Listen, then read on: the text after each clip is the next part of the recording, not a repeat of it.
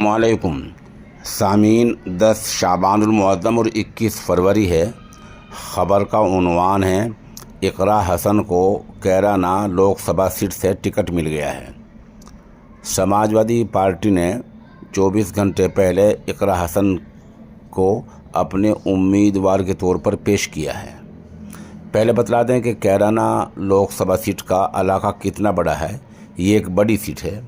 इसमें नकुड़, गंगोह, कैराना, थाना भवन और शामली असम्बली हलके आते हैं। इसका मतलब ये हुआ कि कैराना एक बड़ा इलाका है। उम्मीदवार को जहां शामली, थाना भवन और कैराना में मेहनत करनी होगी, वहीं नकुड़ और गंगोह में भी मेहनत करनी होगी। बता दें अब तक यहां इस सीट से बीजेपी के उम्मीदवार यहां जीते हुए हैं जो गंगोह के रहने वाले हैं, और हमारी मालूमात के मुताबिक कैराना हलके में वो कम ही आ पाए हैं। इस लिहाज से देखा जाए तो इक़रा हसन के इम्कानात बहुत ज़्यादा हैं।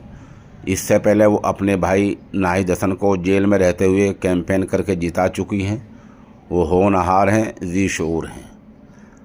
अब ज़्यादा उनसे भी ज़्यादा बड़ा काम और अहम खिदमत वर्करों की हैं। जो पार्टी वर्कर हैं उन्हें हर बूथ पर मेहनत करनी होगी और उस खेल से भी बचना होगा जिसको कुछ दिन पहले बीजेपी ने चंडीगढ़ में खेला है।